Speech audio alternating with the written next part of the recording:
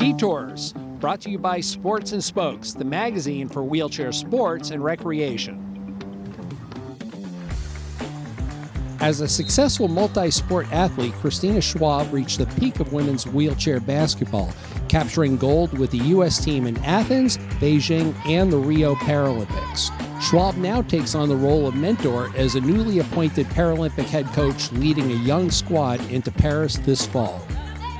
We talked to Coach Schwab at the recent NWBA Women's Championships in Fort Wayne, Indiana, where she was playing with the Wassa Marquette Eagles. Well, I've been involved in wheelchair basketball since I was 11, and so I played all through the levels of wheelchair basketball in the NWBA. And in college, when I went to the University of Illinois, kind of got into coaching a little bit. My last year of undergrad, I was an assistant coach under Mike Frogley.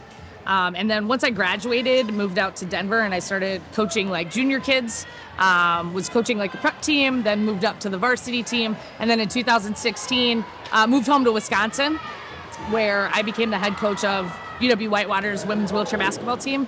And I served in that role for 6 years. And during that time, I was doing kind of some developmental camps and things like that. I was playing basketball up until 2016, like internationally still.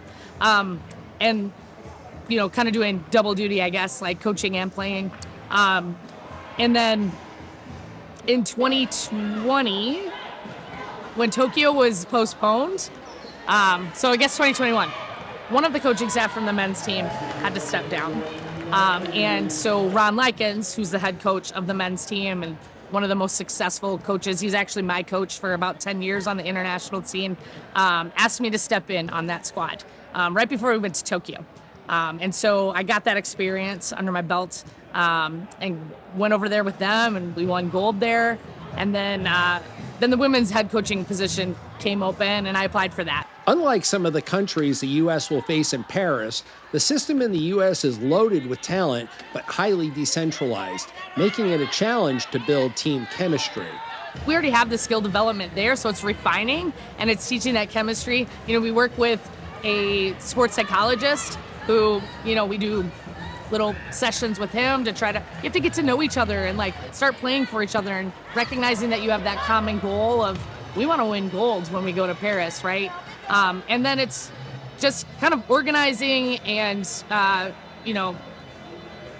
figuring out what pieces are going to plug where, right? It's not like you have a weak link when you get to Team USA, because we're 12 deep and we have to figure out our classifications, right, and what legal lineups there are. I guess that's a big difference, too, between able-bodied and stand-up basketball. They don't have a point value system, right?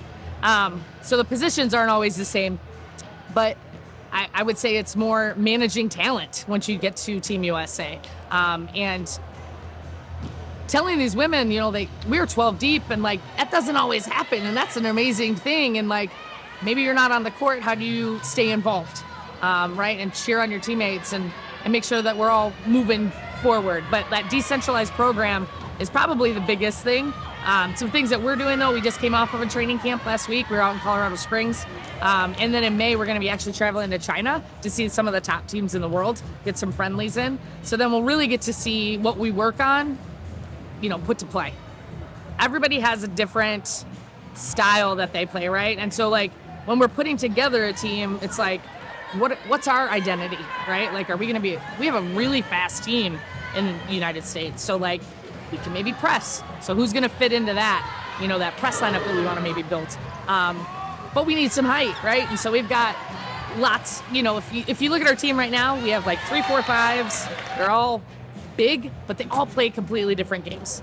We have a few mid-pointers that are all the same classification. They all play different styles. So how are they gelling too? So you're looking for their skills, right? Obviously, you want them to be the best. But then how are they as teammates? There's so many intangible things too. And of course, you're looking what do they have right now? Because we don't have time necessarily to develop players, especially when you're in a Paralympic year. So you're just looking for those two pieces where do they have the talent to be here right now? And then how are they going to fit into kind of our sets that we want to run? We have a really good mix of veterans and people that have been on the team for a long time, and then some that Tokyo was maybe their first games. And we actually have one athlete that has never been to a Paralympic Games, but they all have leadership skills in some way. And And so like when you're thinking about like leadership, right now our team captains are like Becca Murray and Natalie Schneider, right? And they have been playing in the Paralympics since 2008. So they've got that leadership ability. Is kind of, they know what a games looks like, right? They've been there, they've played with lots of different people, so they can kind of like blend in with whoever's around them. And then also like, for example, like a Becca Murray, she's a very calm presence. She's a sharp shooter, but you don't ever see her get razzled, right? She's never frazzled. She's always just cool, calm, and collected, and that can bleed into a team too, right? And when we need it to. But then we have some other people on the team where we need a spark. I'm gonna put like a Courtney Ryan in, because she's got this fire in her.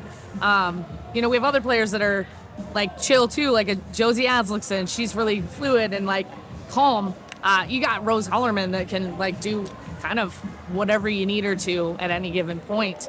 And then, the others too, I don't want to leave them out. They all have leadership qualities too. Like if they're sitting on the bench, you've got like a Bailey Moody sometimes who's just bringing the team together. Also an Emily Oberst, who's our newbie Paralympian. She does the same thing. So any of them at any time, I've seen them step up in big games and off the court and do all those things. So I think that's really important. I'd like to take a minute to thank our sponsor, Sports and Spoke Magazine, the magazine for wheelchair sports and recreation. For over 50 years, Sports and Spokes has been a leader in covering adaptive sports worldwide. To catch up on all the latest news and read about your favorite sports and athletes, go to www.sportsandspokes.com. In Paris, the U.S. will face tough competition from the Dutch and Chinese, but Coach Schwab knows her team cannot take any of the competition lightly. I think what makes the Dutch so good is there's a couple things, right? They've been together for a really long time, right? There hasn't been much change in their lineups, in their roster. They're also a small country, so they can get together a whole lot. And I would say that they are very disciplined in what they do, right? Like, they don't really stray away from the game plan too much, but they know how to play together. And I think that makes them really, really strong, being super disciplined. And Mars, she's a beast. She works really, really hard. I've seen it firsthand. But I think those two things are discipline and then being able to get together more than, some of us have been able to. And there hasn't been a big change in their roster in quite a few years. You got your top dogs, and we're going to see them actually when we go to China. So you got the Dutch, you've already talked about, and the Chinese who have been at the top. So there are a couple teams that we can't sleep on, right? The Canadians, of course, like big rival, right? We've gone back and forth in the last couple years. We edged them out down at Parapans. It was a 6-point game. It was close. So we can't sleep on them. And then absolutely the British, I think, because at Worlds they had a different squad, and then some people have come back now onto their roster that we haven't seen for a little while. And I think those are probably two of the biggest teams that could be sleepers in this. People already know the Dutch and the Chinese, so yeah. I think we could be sleepers though too. I think people underestimate us.